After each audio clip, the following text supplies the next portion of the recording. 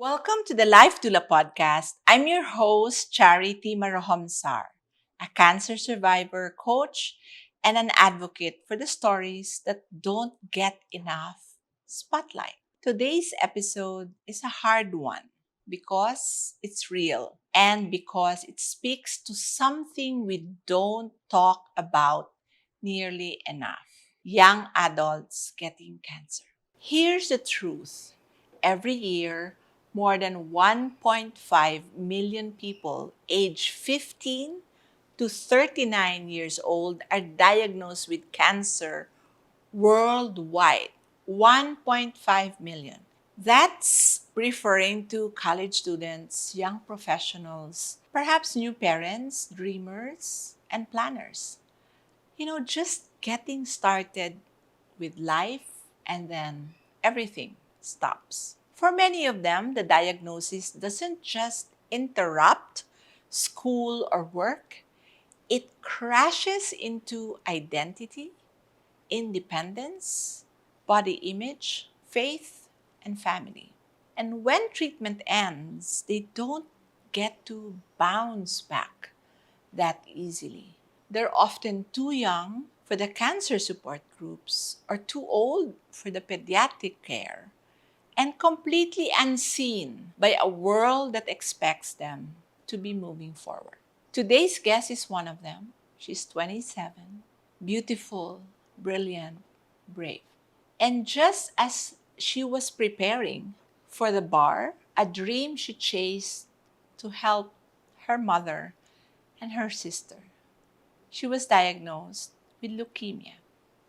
After months in the hospital and this huge financial battle that's still ongoing, she now faces a relapse. This conversation is about more than just treatment. It's about broken plans, quiet courage, and what it takes to keep choosing life in the middle of a storm that keeps circling back. If you've ever felt like the ground was ripped out from under you, or you or someone you love who's fighting silently, stay with us because this wasn't the plan, but these are the stories we need to hear. So, may I introduce to you Margielou Ann? Hi, Margielou. Thank you finally for joining me today in the Life Dula Thank podcast. you, Tita, for inviting me.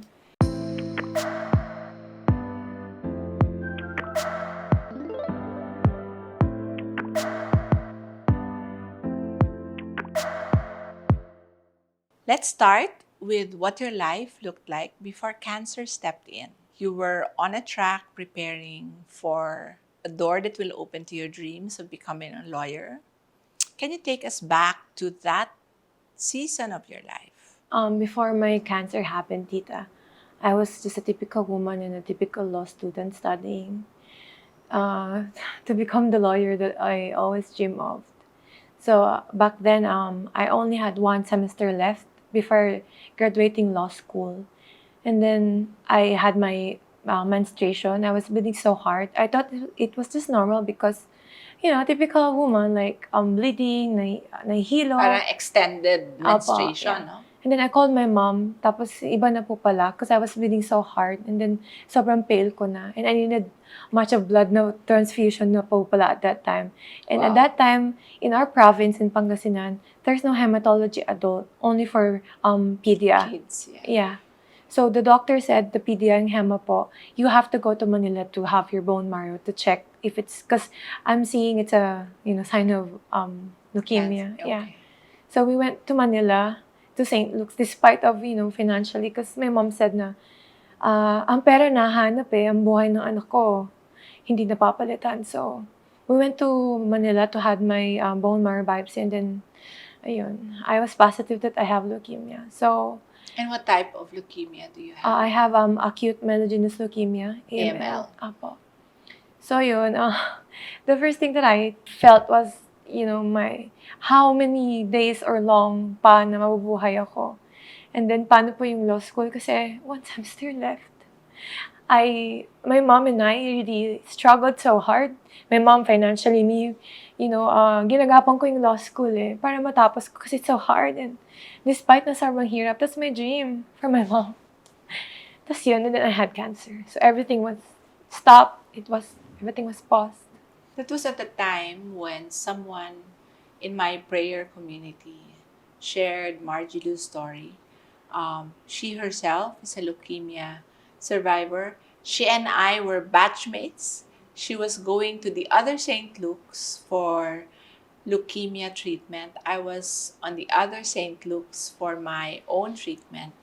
And we would call our chemotherapy session as check-in. Nag-check-in ka na? So, halos sabay kami. And we would ask each other if we both checked in our hospitals. Para naman fun pakinggan, check-in. Kunyari, hotel.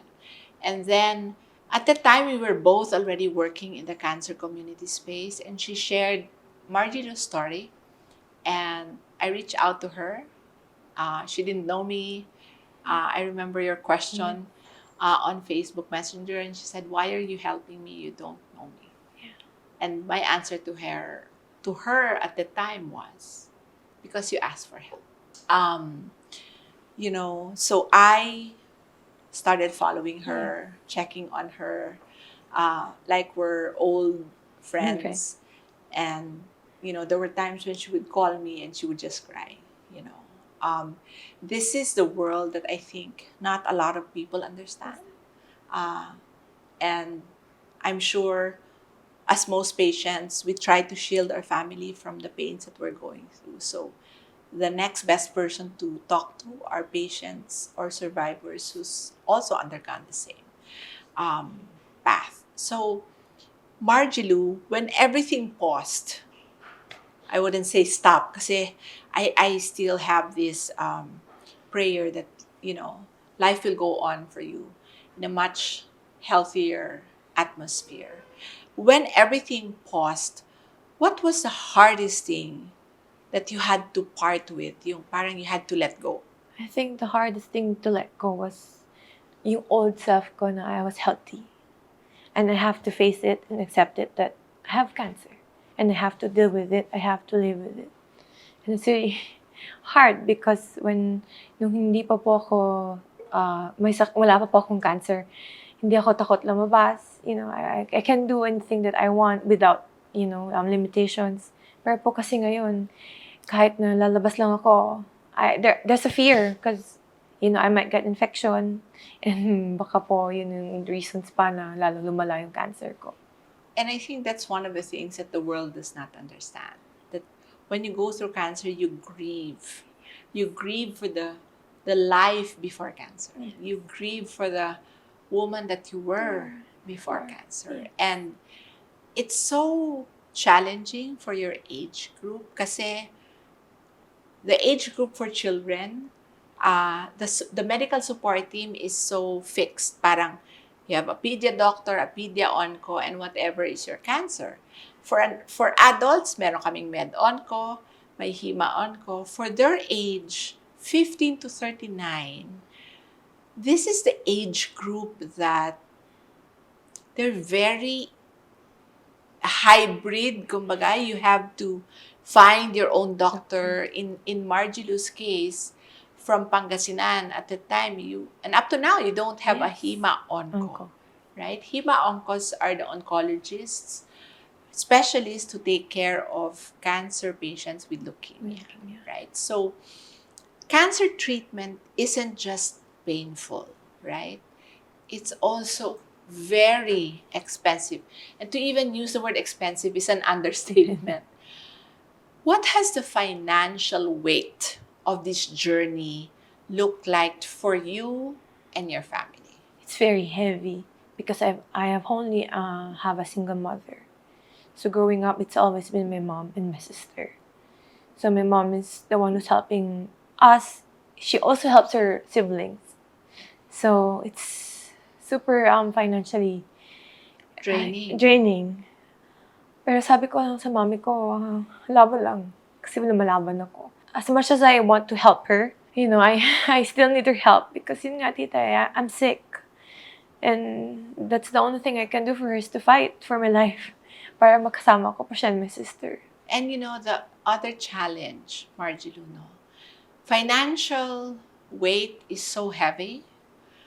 Ours is a country that doesn't really have a very robust healthcare.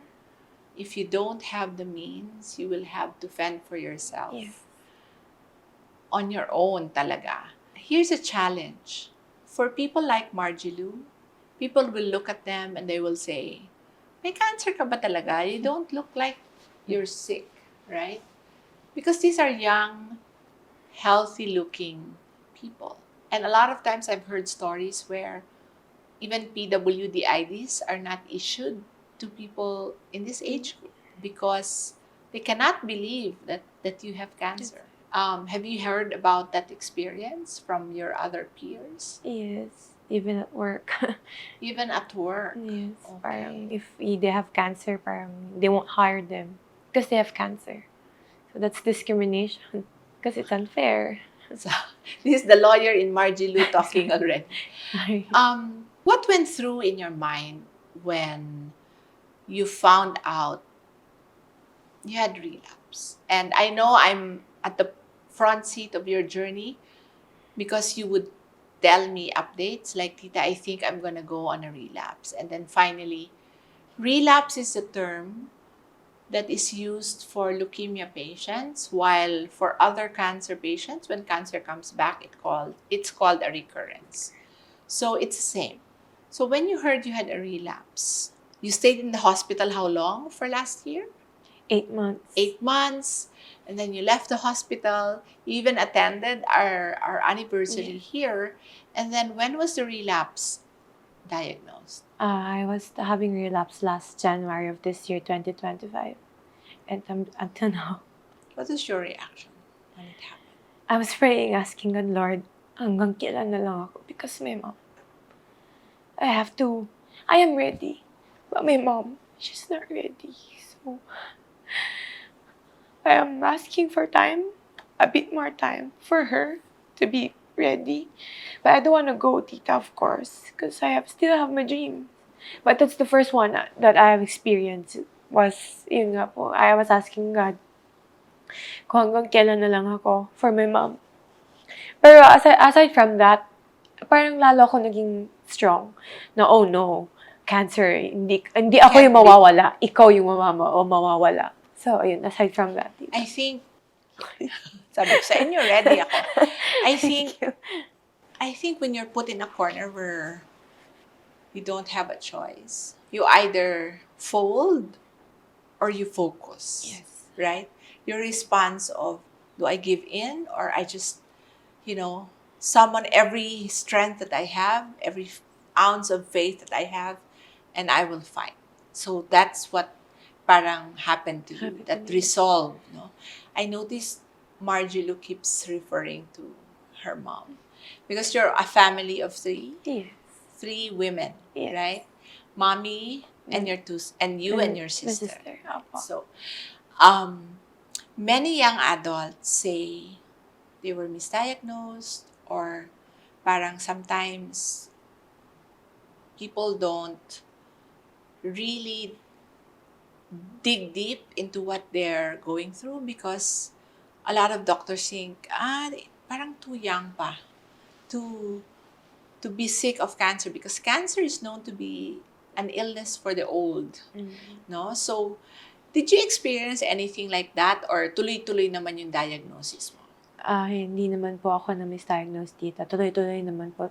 At first, when I was at St. Luke's, I kept on asking the nurses, pwede niyo pong i-check ulit, baka wala talaga akong AML.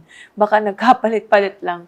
Kasi I was in denial pa at that time. Pero, Tita, tuloy-tuloy naman po, hindi naman po ako na misdiagnosed. Okay. So, the other reality for your age group is most people your age are either figuring out your jobs or dating. You're dealing with your mortality, medical decisions, and also bills, right? And there's many of you who are also members of Better Days. Did you feel like you had to grow faster than what you were ready for because you were undergoing treatment, but you were also, asking for help.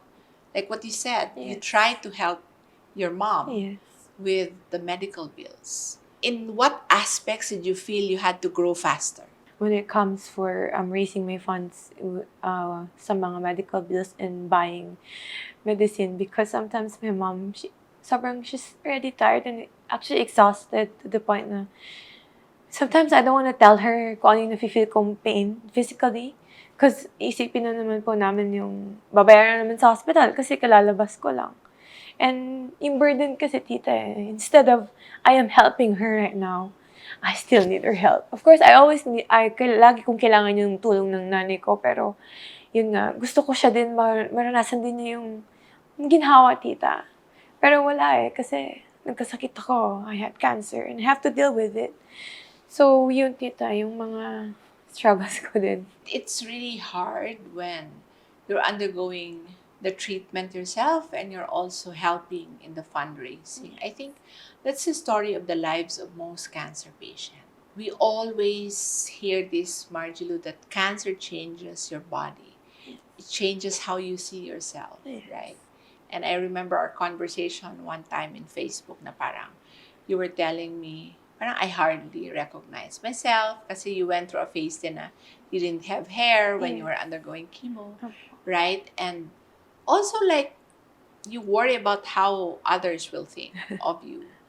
How has this shaped your views on love, dating, and intimacy? Because it's normal for this age group to go on dates, right? Yes.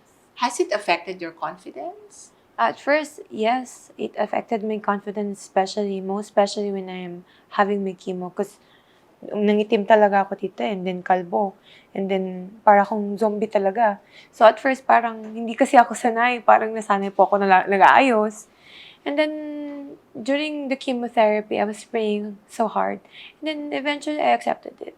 If God will send me a man that will love me fully, regardless of I have makeup or wala, I have hair or wala, I'm sick or hindi, He will love me unconditionally. So, at first, yes, but along the way, hindi na, tita. I don't care if I have makeup or wala.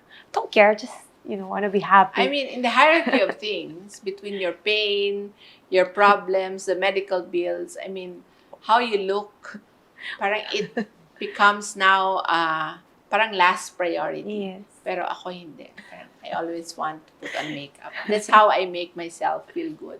Young people, they're always told that marami ka pang oras. Di ba? We hear this. Pwede pa yung magpuyat. Bata pa yan eh. You have time. No?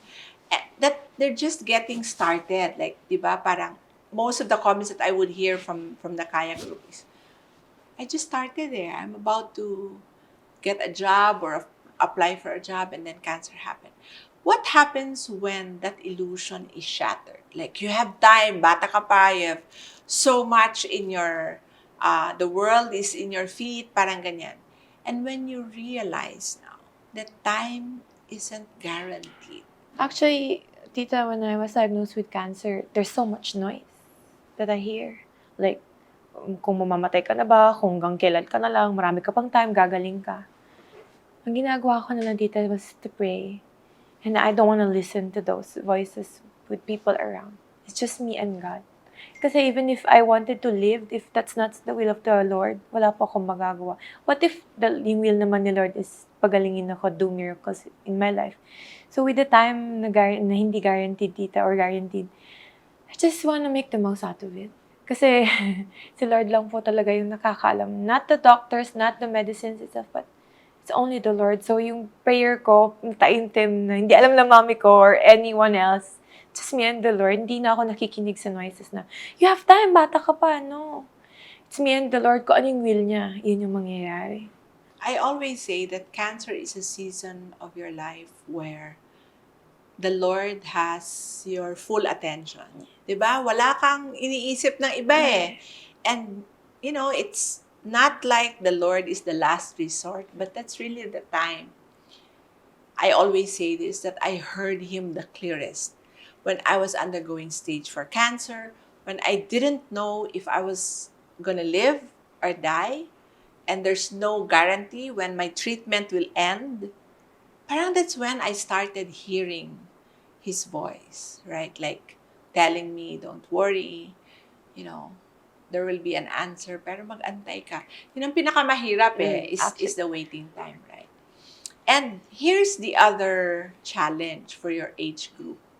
People always say, oh, bata pa yan, kahit may cancer, you're strong. Do you ever wish someone just saw how tired you are? Parang that they recognize na it's really tiring to undergo treatment. Do you wish that? yes, tita, every day. Because even if I wanted to become so strong, I'm only human. I get tired. I'm actually exhausted. So I wish people could see how exhausted I am. Kasi it's easier said than done. Kasi wala sila on my shoe. But of course, I always wish every day that people could see how tiring, exhausting having a cancer, fighting for your life every day. And thinking, where will I get my next Yes, treatment? treatment. Right. Has your cancer journey, and I think you've been journeying safely for more than a year now, has it changed your relationship with the God that you believe in? Or, and has it put meaning and purpose in your life? When I had cancer, when I was diagnosed with cancer, my faith hindi nawala. So, mas lalo lang naging stronger yung faith ko kay Lord. Yung kapit ko, kahit na minsan gusto ko nang i-question everything. Why is this happening to me? Why is this happening to my mom? No, I just have to trust Him. Although yung waiting season talaga, sometimes magpapadoubt ka, but my faith, it's always been here. And it became more stronger having meaningful life na kung ano yung gagawin ko sa buhay ko, tita. People often think that the battle ends pag tapos na yung treatment, like ikaw. You ring the bell, tapos na after 8 months. Di ko nga alam paano to nakatiis ng 8 months sa loob ng ospital. Right? But for many, that's when the emotional war begins. You went to this phase between your last treatment and the time that you were diagnosed with a relapse. Parang there's that emotional war inside you. Like, during that few months after treatment, nawala ba yung worry, yung anxiety? No, tita. The anxiety, the worry is still here. Pero kasi my faith is stronger than my fears. So, kahit there are times na I wanna break down, baka bukas wala na ako. My faith, tita. Like I said. So, we're just really giving you a glimpse that when the treatment ends, it doesn't end like this. Parang, oops, new frame, bagong environment, fresh ulit, wala na yung fears. It's not the case, right? Parang tuloy-tuloy pa rin yung iniisip mo. With everything that you have carried and you continue to carry, what keeps you choosing life again and again? God gave me this life, tita. So I have to live with it with a purpose. His purpose. I'm just searching, looking for that purpose at this moment because I was in remission and then right now I am in relapse. So I don't know kung ano yung gusto niyang iparating sa akin. So that's what I'm praying, tita. What's my purpose in this world? It's like an onion, you're being peeled. Tapos akala mo tapos na yung peeling, then another layer needs to be peeled. Yeah. And this reminded me of a Bible verse, right? Like when we go through a challenge, it's like, gold being refined by God, and it's really up to us to allow Him to mold us continuously, no? And I know it's too much to ask from a 27-year-old. Like, I see Margielou and I ask myself, what was I doing when I was 27 years old? Like, so Margielou, if there's someone listening right now, someone as young as you are, but newly diagnosed, overwhelmed, scared, what can you say to them? What do you wish someone told you when you underwent your diagnosis. I know the feeling of being scared, but to not be scared because God is with you all the time. You may not know yet what's His purpose or why is this happening into your life, but do believe in miracles. And there's everything, di ba po, in the Bible, in Ecclesiastes, that everything happens for a reason.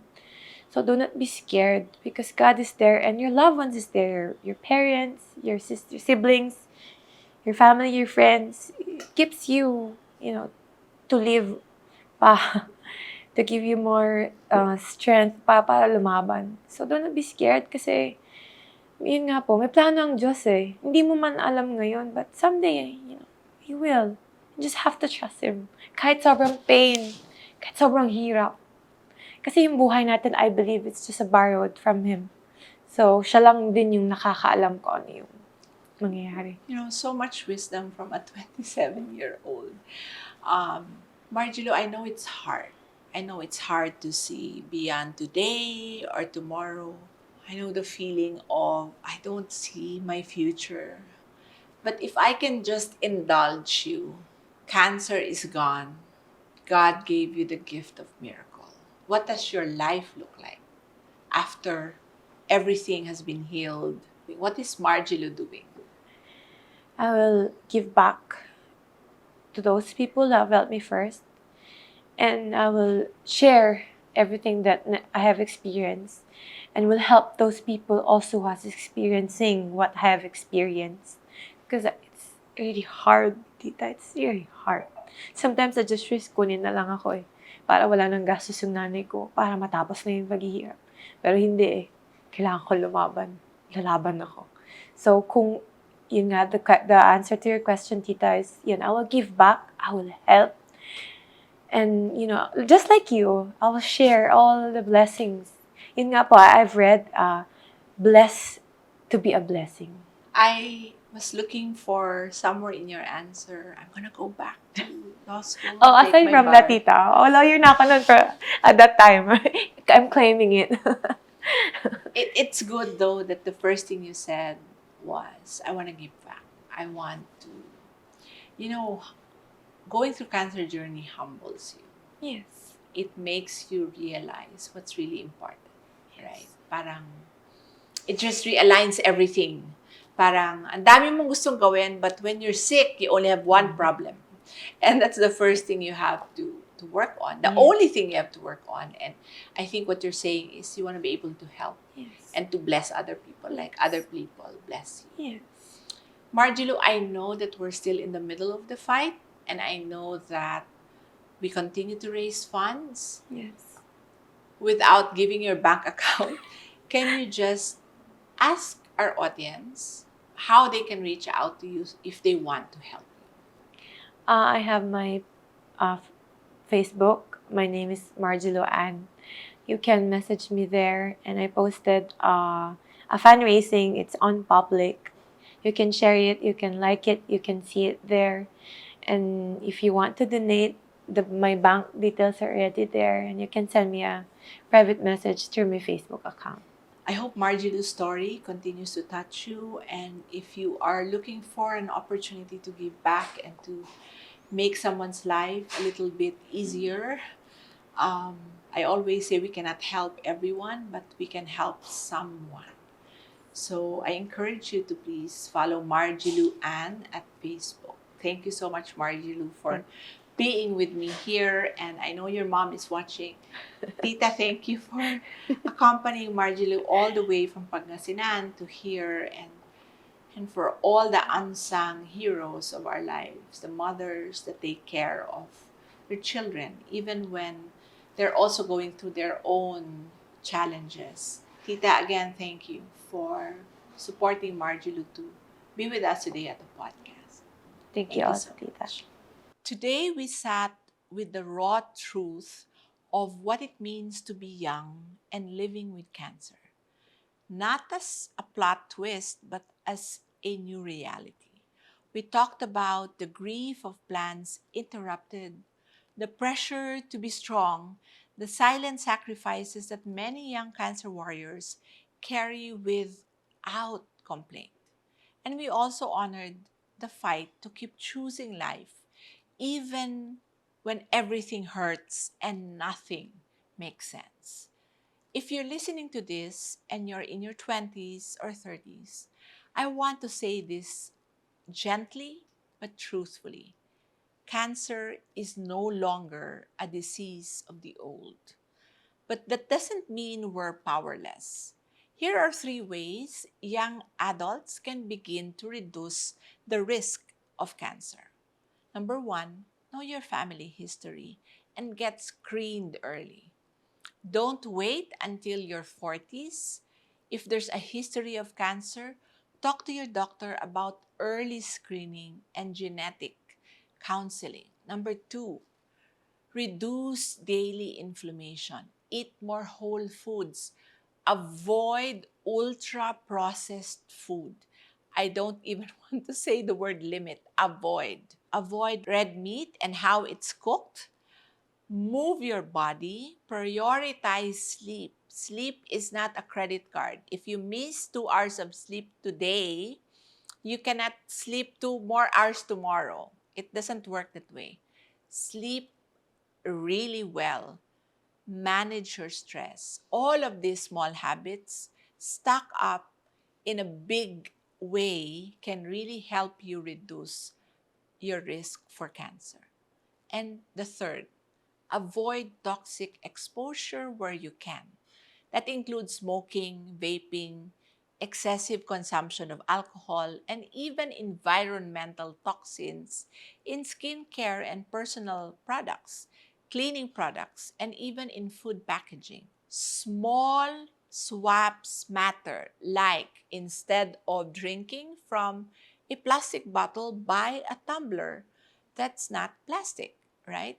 And if you're someone supporting a young adult with cancer, please don't just call them strong. See them, listen to them, and love them in the places where they feel most unseen. Because behind the chemo, the death, the brave face is still a 27-year-old trying to figure out how to live. Thank you for being part of this conversation. If it moved you, share it because this wasn't the plan. But these are stories that need to be heard.